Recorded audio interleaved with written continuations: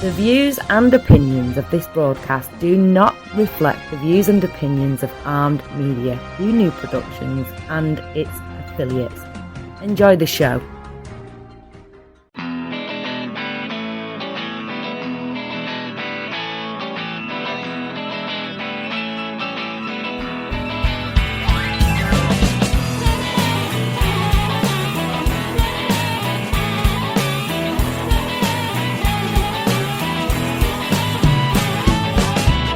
Teflon Pan Man. I'm the Teflon Pan Man. Ain't nothing gonna stick on me. Hey everyone, and welcome to All You Can Eat. It's the podcast about deliciousness. I'm your host, Rob Rosenthal, coming to you on the 13th of May in the midst of the pandemic, where I have been drinking plenty of wine. And tonight's show, in fact, is dedicated to wine. Because I will spend the whole hour with the great Allison Napius, who is the senior editor and tasting director of Wine Spectator, which is the most prestigious wine publication that there is in these United States. So without further ado, here is Allison Napius. Hey everybody, it's Allison. And Allison, I guess my first question for you is this. First of all, how are you? I'm doing well. I mean, as well as can be expected in these difficult times, but like everyone, working from home and still feeling productive and feeling like I get to do the things I love for my job, or many of the things I love, and having this unprecedented amount of family time, which has been actually really good for me personally, and not that many hiccups, so that's a good thing. Oh, that's really good. I'm glad to hear that. I feel kind of the same way. Let me ask you though, what have you? I mean, you've probably been out of whatever your natural area was, your natural habitat, your natural home, for a while. What have you discovered, like in general? Like what you have any revelations or realizations as a consequence of this period? Yes, I would say so. I mean, I think that I've been living in New York City for more than 20 years, and life was life in the city. And I realized how much of it was this kind of routine that I was in, that now that I'm not in that routine, I've been hunkering down in Florida.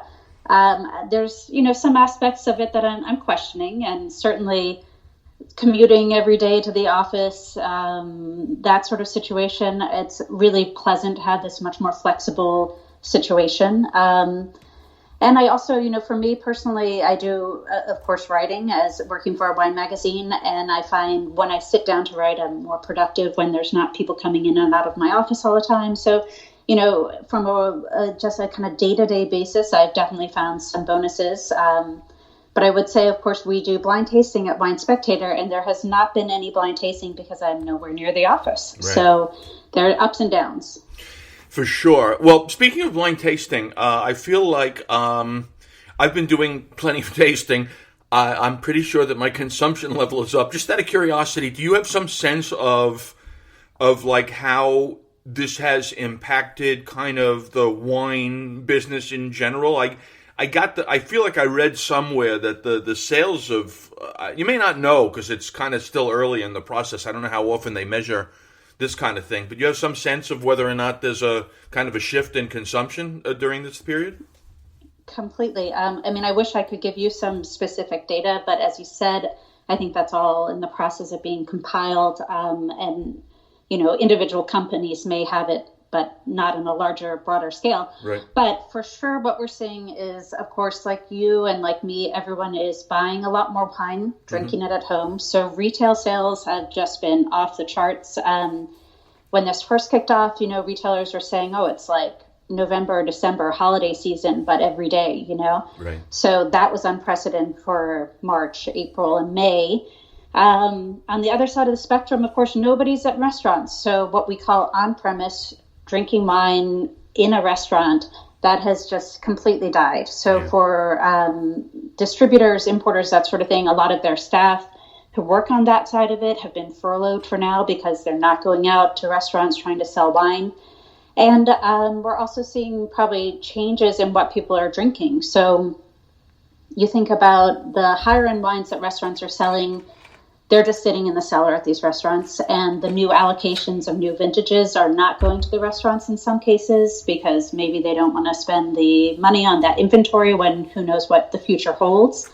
And I think that, what I've heard from some retailers is that kind of when this all started going, you saw a lot of people still drinking at the higher end. It then kind of shifted to some value wines as well, as we all realize, hey, I can't drink that $50 bottle of wine every night. But now people are continuing to enjoy wines kind of at all price points. And so there's just a tremendous amount of sales and people exploring wines in new ways through retail, I would say. Yeah, I hear you. It's interesting, too, because you know, I was thinking somewhere along the way how many people are displaced, out of work, furloughed, and then you pass by the wine store, and they've never been busier, they're on a retail level. And where I am, because I'm not terribly far from kind of vineyards out on the island, right. They have, pull up to Wolfer, and, they're dropping a case of rosé in your trunk. It's crazy time, but I'm not surprised to hear that consumption is up. In fact, you and I were going to, in general, talk about some of the wine-related kind of experiences that are happening now as a consequence of this, including online ordering, including kind of virtual tastings. So we're going to get to that in a second, but I guess even before that, I just wanted to ask you more of a personal thing, because you're a professional taster of wine. I find, and my question is going to be about your palate, because I feel like I don't have the sophisticated wine palate. My distinction is I don't think this wine is good. I think this wine is good, and I think this wine is super good. I have a 3-level thing. That's a great start. That's where we all start. It may be the only thing that I'm capable of in there. I feel like my palate is really good when it comes to kind of understanding or discerning or kind of distinguishing maybe different flavors from food and herbs and spices. But wine, whatever. So I guess what I'm going to ask you is this: you say it's a good place to start, but isn't your palate? I mean, is your palate kind of just naturally more capable, or do you feel like anybody can kind of develop a palate that allows them a greater appreciation for wines? How does that work for you? Well, I think it's a two-part solution, basically. So I would say scientifically, there has been a lot of research done to show that there are kind of this subset of what they call super tasters, people who, among other things, actually have more taste buds on their tongue per square millimeter, than your average tongue. So there are people who have that going for them. I've never had my taste buds tested, so I can't tell you whether I'm one of those. Right. But I do think that anybody can start to develop their skills for being a wine taster. And I think that the best wine tasters, yes, have natural ability, but also just like anything we all do in life, they work hard at it and they work to develop those skills. Sure. And some of the, a really basic thing that when people ask me a question along these lines that I tell them is, I write 2,000 plus tasting notes a year, and it's somewhere between, 15 and 40 words maybe for a really great wine. And think about that when you taste a wine, how are you describing it? Are you even stopping to think about how you would describe it? And I think if you take a moment to stop and you think of even 1 or 2 words, and maybe it starts off as being fruit, and then your fruit becomes berries or versus, citrus, and then your berries become strawberries versus blueberries versus raspberries. So over time, you can develop it and kind of hone in on some more specific flavor characteristics, as well as talking about kind of the structure of the wine, whether it's bigger, more full-bodied than other wines you've had in that same category, lighter, more elegant, etc. Yeah, I get it. Makes perfect sense. It's something that you probably have a natural gift for, and then you develop it over time. I like that. Now, all right. So let's do this then. What's happening in the world? And one of the things we were thinking about was the fact that we're not only drinking more, but you don't have to necessarily leave home. Tell people a little bit about like online ordering. I guess my first question to you is, can anybody anywhere kind of go online and order wine to be delivered, or does this? I mean, I assume there's some limitations by state. What's happening in the world of online wine ordering these days? Absolutely. So that would be my very first number one point is go online, find a website you want to order from. But the number one thing to look at is, can they ship to you, to your home state? And then to get an idea of the cost of the shipping. Right. Because the thing is that a case of wine is usually about 40 pounds. It's not cheap, especially if you're there in California and you're on the East Coast. It costs money to ship it. And wine is also a perishable commodity. You don't want to expose to high temperatures or low temperatures, et cetera. So it needs to be shipped relatively quickly. Mm-hmm. So before you do anything else, you should figure out those two items. And almost every website you go to, if not in kind of their navigation menu, if you scan down to the bottom, there's usually like FAQs about shipping, and you can get the answer to that right away. But, it's you go onto a website and you start stocking up your cart and you're like, oh, great deal on this, great deal on that. And then all of a sudden it's $80 to ship it to you. Right. And it's like, oh, nothing is as great a deal anymore because I'm paying, $6 or $7 per bottle for shipping. Right. So.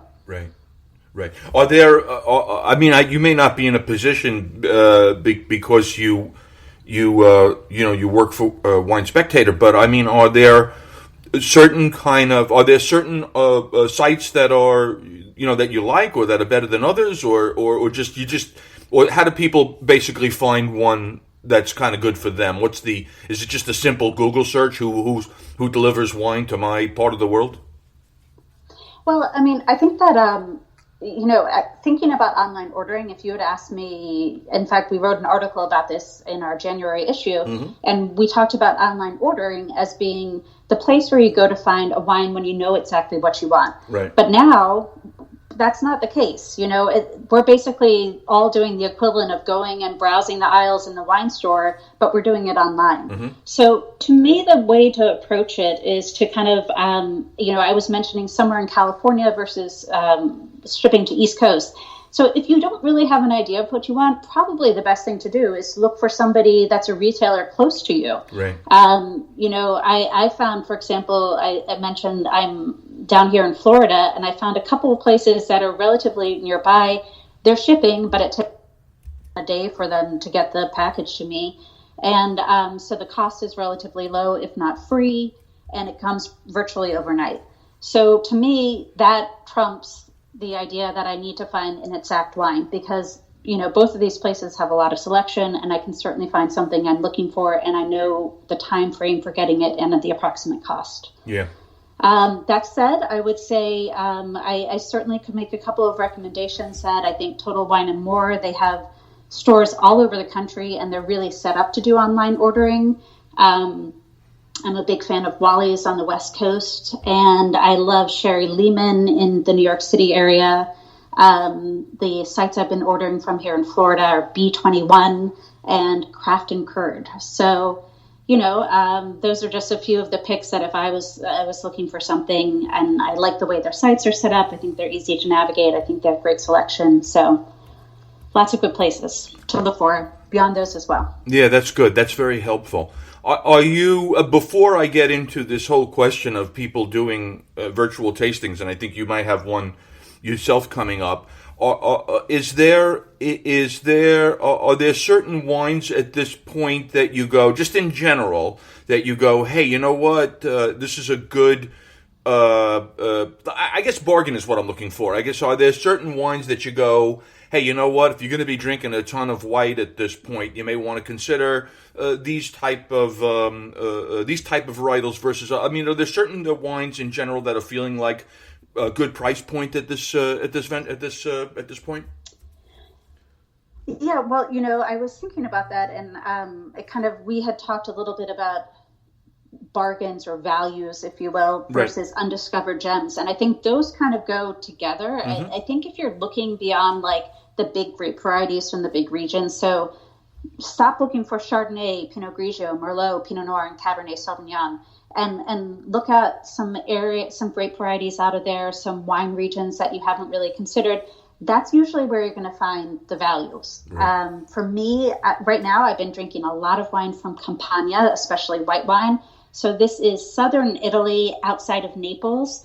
And there's 3 white varieties they make: Fiano, Greco, and Falangina. Most people have never even heard of those. And they're all light to medium-bodied whites. They have this kind of fresh, juicy acidity.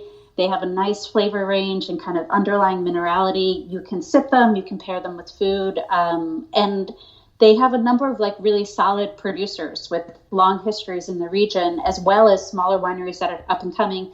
So you have a lot of selection, diversity, and good price points because there is a lot to choose from. That's excellent. I like that. Yeah, and then on the other side of it, I was going to say, we were talking about the fact that restaurants have been closed. So the thing that's interesting there is you think about all the wine that is usually being sold to restaurants, and I mentioned kind of wine at the higher end, but also think about wines that you have by the glass there. So it's coming up to the summer season. What would you drink in a restaurant but a glass of rosé? And right now there's a huge abundance of rosé. The next vintage is coming in 2018, and there's no restaurants to sell it, basically. So I think we're going to see a lot of good value prices on high quality rosé. And that's definitely, I will be stocking up on rosé in the coming weeks as I see that, as supplies are arriving, as the cases are arriving to the States, and maybe some of these sales are being put out, that sort of thing. I think those are two important kind of and valuable insights to me. One is that the producers and sellers at this point are going to have a lot of supply on their hand because they can't put it through the retail restaurant trade. So it is going to make in the supply and demand scheme of things, it's going to make it more attractive from a price point for consumers like us. I like that. And the other thing I like, Allison, too, is that, as a wine expert, you don't seem to have a bias, meaning that you're happy to drink, in spite of your particular expertise in the area of, let's call it, red wines. Here we are talking so far about lovely Italian whites from southern Italy, Campania, and we're talking about rosé. It's kind of related to a question that I was going to ask you, which is, and do kind of wine experts like yourself have a certain and when I say bias, I mean literally a bias. Like, are there certain kind of varietals that you just go, hey, that's not for me. That's not like I won't drink a like a Zinfandel or whatever it is, or not. Is everything in play? Well, I mean, I think that if you're trying to taste professionally, right, you have to put your own personal preferences behind you. Mm-hmm. And I think that is also borne out completely by blind tasting, where you don't know the producer, you don't know the price. In our situations, we do know what either the grape variety or where the wine is from. But that and the vintage, that's it. So there are so many times that I've taken the brown paper bag off of, literally we wrap the bottles in brown paper bags, and I'm completely shocked by either an inexpensive wine that showed so very well or a very expensive wine that just wasn't that exciting. Right. So I think that even if you do have personal preference, you know that there's still wines out there that are going to wow you no matter what. Now, on the other side of that, I taste wines from throughout Italy, from France, and I always do my best to give every wine a fair and unbiased shot. But at the end of the day, when I'm buying wine to drink in my own home, I'm not buying the whole range of what I taste every day in the office. There are definitely categories that I prefer. And that's what I'm filling my glass up with, as I'm cooking dinner every night, I would say. Right. So it's a little bit of both. Right. Hey, as long as you touched on it, I wanted to ask you what happens in an actual tasting, because it's what you do all the time.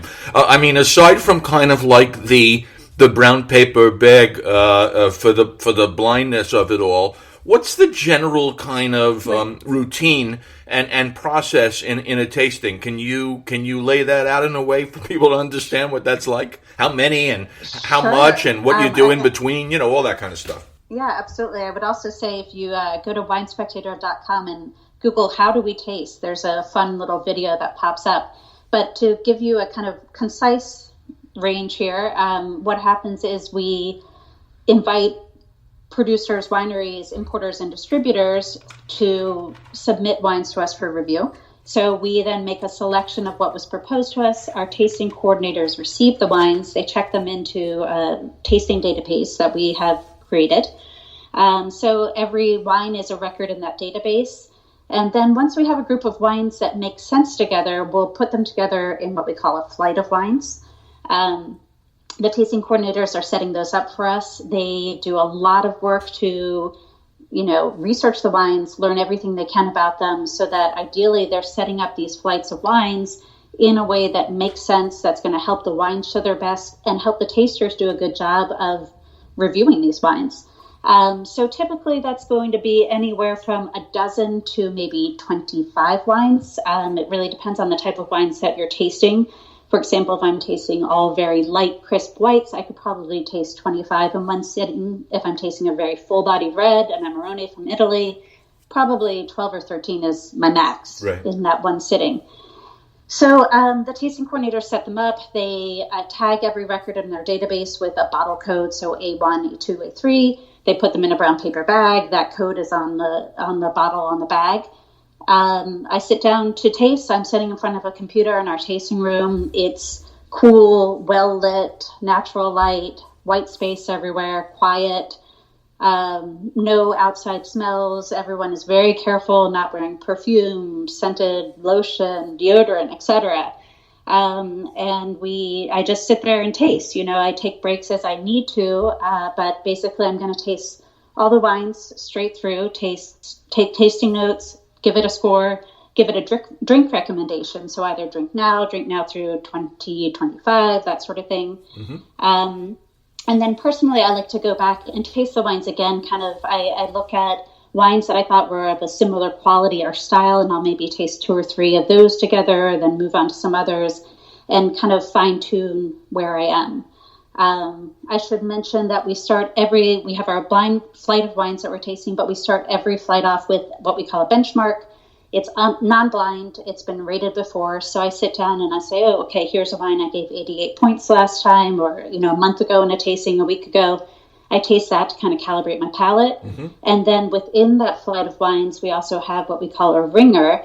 So again, that is a wine that was tasted on a previous day, but this will be blind. And basically when I take the bag off, I see, oh, this is my ringer, 91 points. That's what I gave it last time. I was 90 points today. Okay, I'm kind of in the same place. Or, hey, I was 96 points on it. Maybe I should think about some of these wines. Maybe I'm having a weird day tasting. I should go back and taste them again on another day, a second bottle, that kind of thing. So we're really trying to give the wines the best chance to show, but be consistent, be unbiased, put, things that might distract us out of our heads and just focus on what's in the glass and getting that information into the tasting note, into the score, so that we can help people kind of wade through this whole huge world of wines that we have and find things that are interesting to them. That's fascinating. Do you... Are you a spitter? I mean, oh yeah, yeah. Yeah, sorry, I didn't mention that because it's just it's one of these details that's so obvious to me. There's no way you can taste even 12 wines and do a good job of them without spitting. Right. So we spit out everything. Nobody's tasting wine, sipping it, and drinking it while we're there. So you have to keep your palate clear, you have to keep your mind clear, and focus on the work you're doing. I guess that's how you distinguish you professionals from us amateurs. There's always time to do the actual drinking at home later that day. So. Understood. And somewhere along the way, is there a sip of water? Is there a bite of a pretzel, a cracker? Is there something else that allows your palate to continue to take in, or do you keep it simply move from one wine to the next? I don't personally drink a lot of water in between, but there could be some of that. And We also keep some Carr's water crackers, which are a very, very neutral tasting cracker. That helps, especially if you have some bigger reds. If you have really tannic reds, something that I was told a long time ago and I find helps a lot is a glass of milk kind of in between. A small taste of milk and a couple of crackers kind of removes some of the tannins that have built up in your mouth and allows you to go back to that next one fresh. For the most part, I would say there's not a lot of that, but it really depends from taster to taster what their threshold for tasting is and what type of wines they're tasting, etc. But those would be kind of the tricks that I would think of as, yes, some water maybe in between crackers and some milk. Let me ask you this, because what you just said struck this. I was before the pandemic disaster. I found myself in Napa. So I want to say I've lost track of time, but I mean January, February. Like recent. It was like one of the last trips that I had made. And so we did a series of tastings. And now that I'm thinking about it, in those tastings, first of all, obviously it's not blind, so it's a whole different ballgame because you know exactly where you the vineyard that you're going to or the winery. When they want a wine to show well, I feel like they can. There were certain little nibbles that were on the table. So if I wanted to cheat. And I use that in the broadest sense of the word. If I want to make my wine taste a little bit better, what am I putting on that? What are the things that I could put on that table to have you nibble on that would make my wine show better? Well, that's where we're getting into wine and food pairing. The thing is that wine is wonderful to drink on its own, and you can focus on just what you're drinking at that moment. But on the other side of it, wine is meant to be had with food. So there's so much you can serve with a glass of wine that's going to enhance both the wine and the food as well. Some really classic pairings in terms of like nibbles, I would think of Parmesan cheese and like prosciutto or others like salami, that kind of thing, with champagne or prosecco. So those are, very common things to pair if you're in Italy or in Champagne. A lot of times I see Parmesan and like country ham, that kind of thing.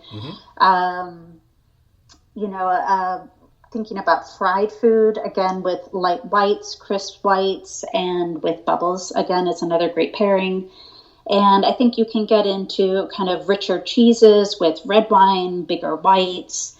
So, it's actually such a broad question that it's a little bit difficult to pin it down. But I think that you're very right that if you're looking at a very small set of wines that you produce as a winery, you can really hone in on what's going to be the best pairing with your wine. And it's going to make the experience all around, even better for everybody who's tasting the wine and having these snacks along with them. Makes perfect sense. But now I want to go right back to this whole thing about tastings and before I do, let's do a quick kind of just reminder to people that it's winespectator.com that they can go to if they want to explore the work that Wine Spectator does online. But you can also go to any place, I suppose, that magazines are sold or get literally a hard copy of Wine Spectator, the magazine, in wine stores or wherever else magazines are sold. Am I right about that? Absolutely. So, we have every issue. We're exploring the world of wine, people who are making it, wines that we're recommending, and then additionally kind of the world of wine and things that wine lovers might love, whether that's art or design, chefs, restaurants, recipes. But yes, definitely at winespectator.com, we go even beyond the magazine. If you're just learning about wine, we have a whole section called Wine IQ, that you can go and have great detailed guides on grapes, what to pair with them, what wines are made from those grapes, all sorts of questions, common questions answered. So there's a lot of content that's on the website that's there all the time that we do link to in the magazine, but I really recommend exploring the website some. And then if you're looking for our recommendations, we have our Wine Ratings Plus app, which has over 400,000 reviews in it. Wow. You can download it to your iPhone. even though I have worked for the magazine for 20 years, use it constantly when I am quickly looking up a rating or a recommendation. It's not just the wine reviews. We also have vintage ratings, some other information about top collectible wines. So there's a lot offered on all these different platforms. Well, that's excellent. Now, so let's go back to the whole notion of wine tasting, because what's happened in the lockdown is what is being called your virtual tastings. So I have not done one myself, but in asking people that I knew, what they might want to know from you, one of the questions that came up was this, that people had been invited to a virtual tasting, and in this case, they were the procedure was that they were going to order. They had to basically pre-order, I think, 3 bottles of wine. So the question was, what, if there's only 2 of us, what am I doing? What happens after I open 3 bottles of wine? So that was the only thing. But other than that, what's the general, how are these virtual tastings working? What happens, and what should people know about them? Well, as I mentioned to you, I have not done one yet. I'm planning to experience it for the first time, I think next week, maybe the week after. But I think if you think about any tasting, when you go to a tasting room at a winery, part of what you're doing is tasting the wines, of course, but you're also learning about that winery, learning about the winemaker, learning about the wines. So I would anticipate that even if you don't have those wines in front of you, you're still going to learn some interesting information. Most of the time, these are being conducted by an owner of a winery or the winemaker themselves. Right. So you're getting a little bit of a personal connection, even if it's, over Zoom, etc. So I think that aspect of it is interesting. If you're somebody who loves wine, is to explore kind of some of the backstories that go into these wines. You'll also be getting more detailed information about the wines for sure. So beyond what you would get if you just pick that up at a wine store, because somebody's going to be telling you about what they do to make it, which vineyards the grapes come from, what they recommend to eat with it, what they would pair with that wine, etc. And then, yes, I think, ordering 3 bottles of wine, the best situation is to be tasting the wine alongside that winemaker or winery owner. And then you have 3 bottles of wine open. It's either going to be quite a night for 2 people, or I would say you would be surprised. Most wine is going to do okay if you put a cork in it.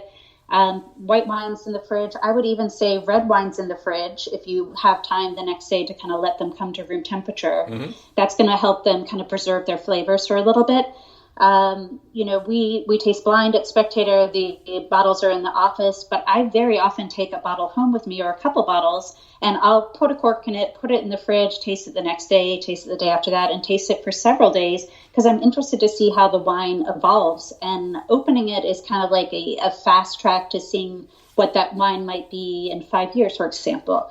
So I have been very surprised over time how long a good bottle of wine, not to say even very top quality, but, a step above kind of your very basic bargain wines, will last, a few days, several days, and still be tasting, maybe not tasting exactly the same as it did that first day when you first opened it, but still interesting and delicious to drink. So I think that you can open the 3 bottles, and with 2 people, knowing that you might have at least a glass before dinner and a glass with dinner, hopefully you'll get through those 3 bottles without letting too much go to waste. That's actually good to know, because I think, speaking of bias, I kind of had my own. Like, I have no problem the day after, whether it's white or red.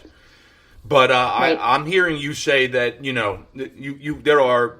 there's no reason to believe with a little refrigeration, you couldn't get away with a little bit more than that. And then all of a sudden, those 3 bottles don't become a problem over 2 or 3 days for 2 people. So I get it.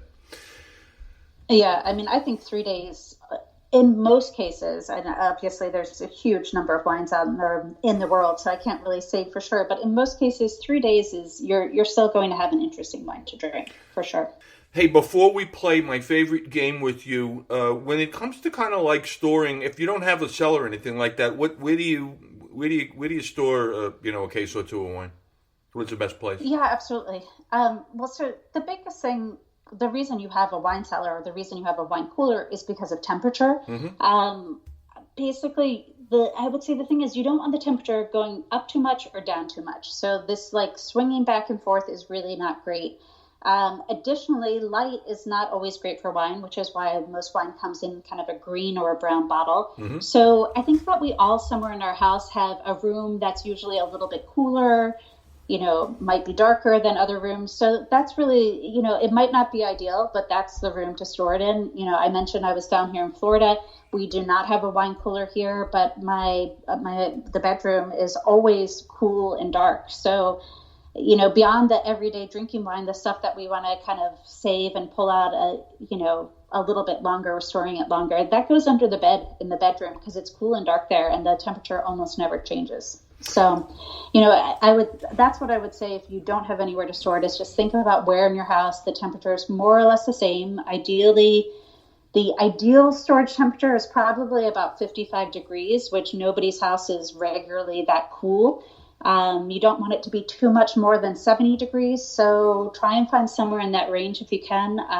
And then the other thing I would say is if you're drinking the wine in a relatively short period of time, I wouldn't worry too much about the storage. You know, don't keep it right next to the oven, but it's not going to spoil overnight kind of thing if it all of a sudden is a few degrees warmer. So I don't stress it too much.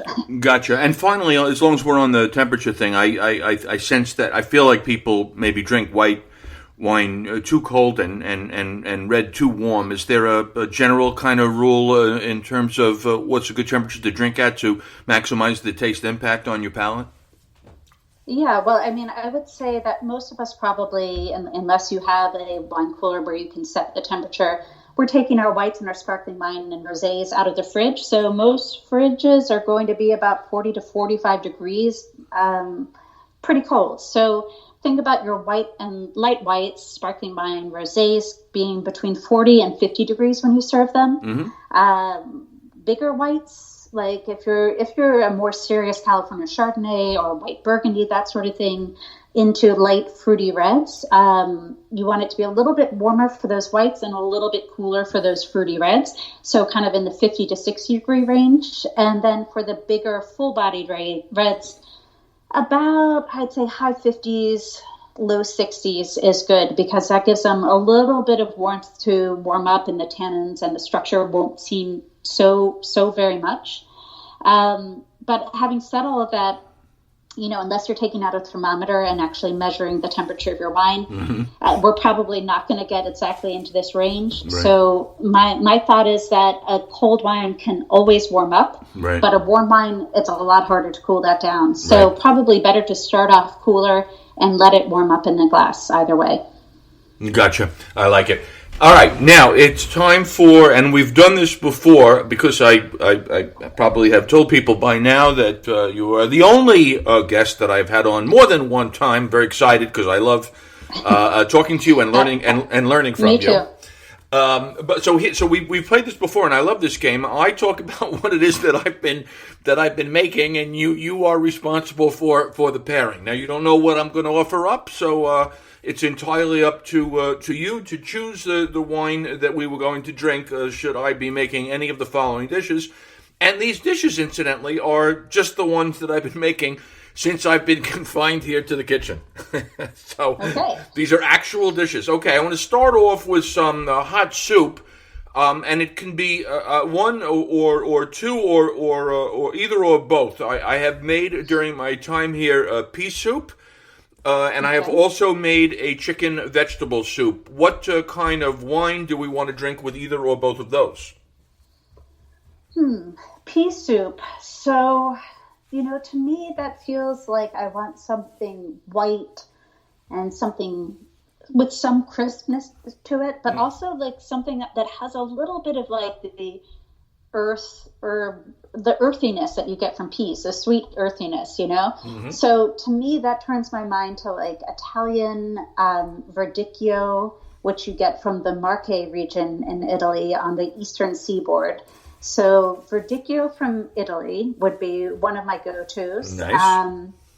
And then if I was going to think of something outside of Italy, because as you know, Rob, I often turn to Italy, Pinot Blanc might be a nice pairing because it has some nice white fruit, but there's always kind of this like subtle earthiness to Pinot Blanc. And you see Pinot Blanc from Alsace in France. You can find it in Oregon, in California, in northeastern Italy. They do Pinot Bianco. So there's a lot of different places that you can try Pinot Blanc from. And then your chicken with vegetables, that seems like to me it might have a little bit more richness. So for whatever reason, to me, like a nice Chardonnay from France, like Macon or Puy Foussé, a Vieux Classé. This is a southern part of France, so these wines are the southern part of Burgundy, I should say. And these wines are a little bit more open than the big fancy name Burgundies of like Puligny, Montrachet, Meursault, etc. They're usually a little bit more affordable. And again, you're going to get nice acidity, which I think would help with some of the richness. And there's just something about like chicken and vegetable soup that says to me French white. So that would be my go-to there. Okay, I'm happy with those. Now, I have also recently made a quesadilla, inside of which I put not only the cheese that you would expect, but some sautéed mushrooms and some avocado. So it's an avocado mushroom quesadilla. What do you want to drink? Maybe it's just because quesadilla, I'm thinking it speaks Spanish to me. But okay. Again, I'm wanting some acidity to help with the cheese and help balance the cheese. And I also want the acidity because there's kind of this creaminess to the avocado. Mm-hmm. So I'm thinking Spain, something maybe from northwestern Spain, from the Galicia area. We have Bierzo white wines. A grape called Godeo. That would probably be a terrific pairing. It's a high acid white, light-bodied, stony, and has kind of like a real zestiness to the acidity. But you could also think of like a Rioja white or a Verdejo from Rueda, which are a little bit more widely available. And those would be similarly kind of like a nice bright white to pair with this that are just really wines that are made for food. Dig. I could be happy with any of those. We made the other night our own pizza. I happen to have put on it, because I had it in the house, some chicken sausage. So it's a chicken sausage over a pizza. Okay, well, I know this is one of your favorites, so you're going to be happy when I say Lambrusco. This is a go-to for pizza. Good. And also, Lambrusco is a light sparkling red from the Emilia-Romagna region in Italy, and they are pretty much the birthplace of bologna, the birthplace, prosciutto is amazing there. They really love sausage, cured meats, and just cooking in general. So when you say pizza and sausage, to me, that's you want a Lambrusco. It's going to be bright. It's going to be fresh. You serve it lightly chilled. And I think it's going to have this kind of light herbal component that will work with the herbs and the sausage and the pizza sauce. And it's a great call. And it reminds me that I don't think we drink enough sparkling red wine, Italian, any other kind in this country. Here's another one for you. Just basic. I'm going to do just I make my own tomato sauce. I always believe people should make their own tomato sauce and serve it over pasta. What do you like for that? Well, the classic pairing would be back to Italy, Sangiovese, a Chianti Classico. Mm-hmm. Tomato sauce has this kind of natural acid-sweet balance. Chianti has a similar, especially in good vintages, you get the nice bright fruit, but it always has kind of a natural acidity. But I think you could look other places as well. If I was thinking about maybe something from the New World, maybe I'm trying to think if an Oregon Pinot might work with it if you found kind of the right level, the right bodies, something medium bodied, not too ripe, but not too cool climate. Let's see, what else could we do? I hate to give you all suggestions from Europe because, of course, we love wines from California and Australia and New Zealand, etc. I think that you could also I mean, there are actually a number of producers in California that are making Italian varieties there. You might try something like a Barbera to have with it from California, something juicy, but again, good acidity, or maybe a dolcetto. But I keep coming back to this idea of it being a classic Italian dish. So Yeah. I'd like the connection of an Italian grape variety, whether it's from Italy or not. Beauty. Okay, now I'm going to get into a couple of main courses here. There's some braised beef short ribs. Okay, so lots of good options there. This is definitely where we can travel to the New World. I would love that with a good Malbec from Argentina, something that has some fruit, some tannins, but not too much because that beef is cooked for a long time. I think you could try some high altitude Cabernet, like some Mount Veeder Cabernet, some cooler climate reds from California. And then that feels like it would be a great dish to go with some wines from the Rhone Valley in France. So probably something from Northern Rhone, so maybe a Cornas or an Hermitage, a Crozes Hermitage. These are wines based on Syrah, but with some good minerality and definition to them. So I think there's kind of like a richness to the wine, a richness to the food, and they would be a nice pairing. Lovely. And before it gets too warm, I got to say that I picked up a big kind of leg of lamb, so I'm going to turn it into a stew. What do we drink with a leg of lamb? Well, so to me, lamb, I just always go immediately to Châteauneuf-du-Pape. So back to the Rhone Valley, but this time to Southern Rhone, based on Grenache. And there's just something about kind of the wild herb character that you get in Châteauneuf-du-Pape that says to me the herbs that you usually put with lamb. But again, I think anything that has it's this herbal component that's coming to mind. So thinking about like Syrah, Grenache, Mourvèdre blends from California. There's probably from Paso Robles. There's a lot of great producers who do a number of wines that would be beautiful with lamb in a stew. And then you could probably, look to Italy as well. I'm thinking of Aglianico, which is a southern Italian grape, grown in Campania, like the white wines I mentioned earlier, but also grown in Basilicata. And this is a good structured red with good acidity and this kind of smoky herb character that would probably pair very nicely with lamb as well. Happy with that. Hey, Allison, once a week, I would say more or less, I roast a chicken. I keep the flavor simple. Maybe there's some lemon involved, maybe some garlic, maybe I'll throw in some herbes de Provence, but it's basically, what do we want to drink with a roast chicken? I personally like red wine best with roast chicken, but I don't think you don't want anything too heavy is what I would say. So that turns my mind to Pinot Noir. And I think that really Pinot Noir is a grape that winemakers love. It's very, it's made in regions all over the world. So it's kind of the world is your oyster. You can choose, do you want something a little richer from California, something a little more mineral driven from France, from Burgundy. And then, as I mentioned earlier, in Oregon, there's some lovely Pinot Noirs from the Willamette Valley. So, and even in New Zealand, the South Island in New Zealand, there's some great Pinot Noirs from Central Otago. So I would probably go Pinot Noir there. But if I was going to drink white wine, I mean, Chardonnay is the kind of most obvious answer, but we've already talked about Chardonnay a little bit. So I would say something with a similar kind of weight to it. So the medium-bodied white, we might think about something from Campania, like a Fiano.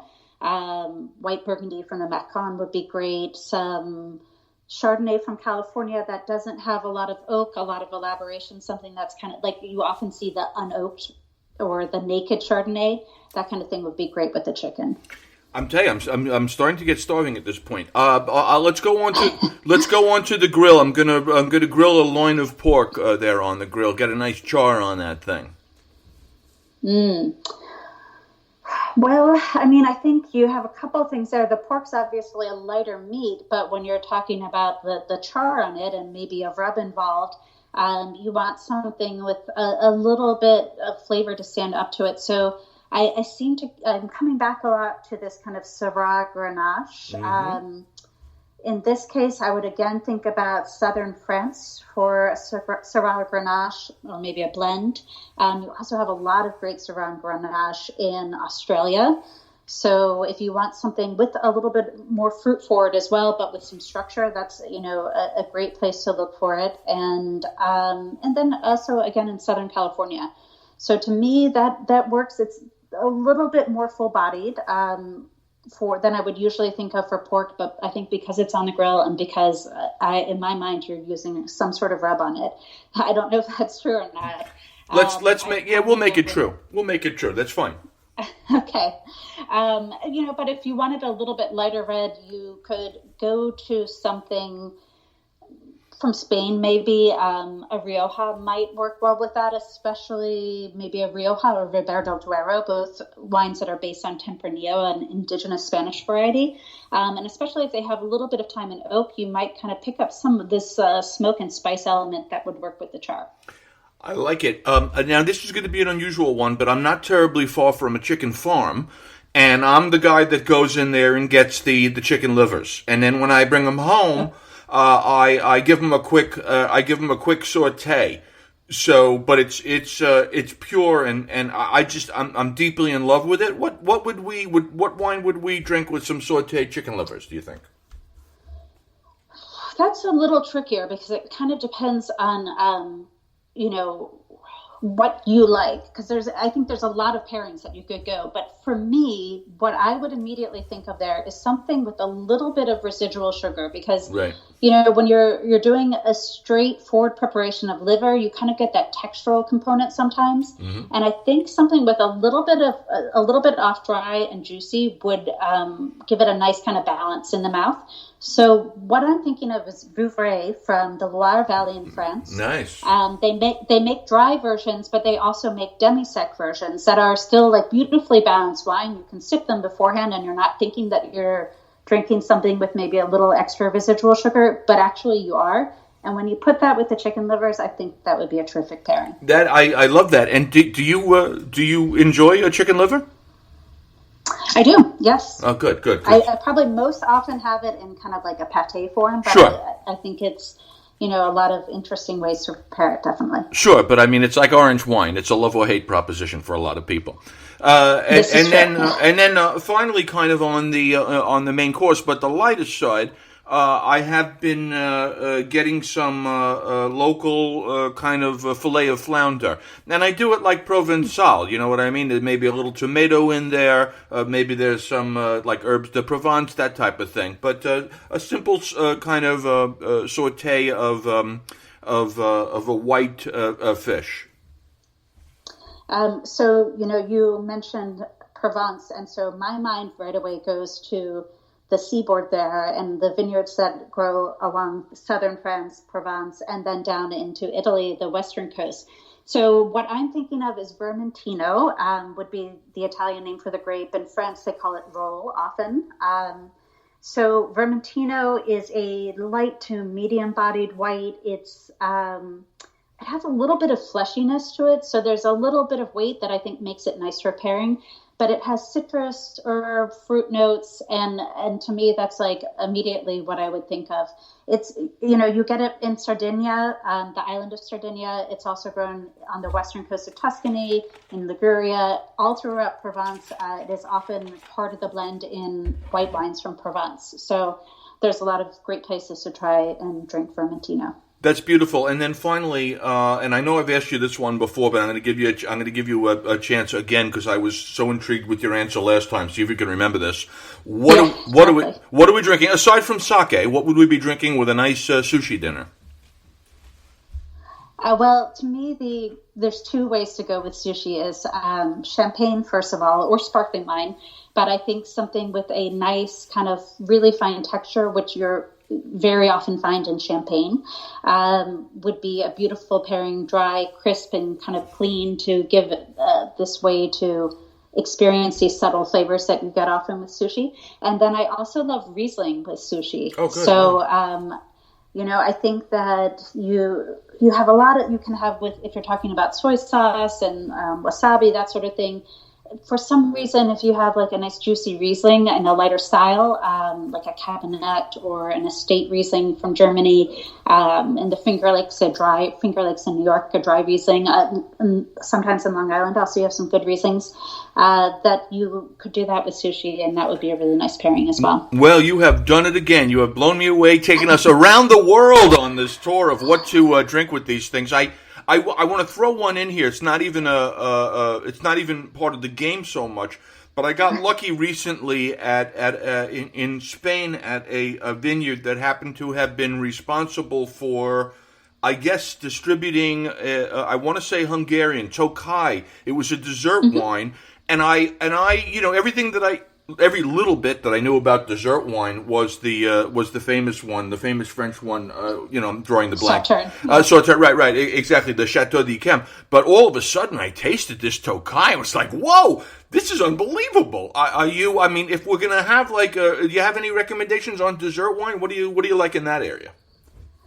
Well, I'm guessing you had an Oremus was maybe the dessert wine you had. I'm pretty sure you're right. So yeah, I mean, if you're thinking about Hungary, Tokai, so this is really a place that was making these beautiful dessert wines centuries ago, and then they really, obviously they fell under communism, and quality wine production really came to a halt for a very long time. So they've seen this beautiful resurgence since the 90s, and that's a great place to look for just fantastic dessert wines. It's that we could go down a very deep hole talking about just the wonderful things they do there. But I do think there are a lot of places that make fantastic dessert wine. They're usually kind of oddballs, and you have to discover them a little bit. But if you think about a simple way to make dessert wine is to just let the grapes dry. So that's known as like a passito in Italy. And if you see that on the label, you're probably looking at something that's lightly sweet, maybe lightly to medium sweet and kind of lightly mouth coating, but juicy. But then you have stuff like Tokai, which can get really rich and kind of sticky.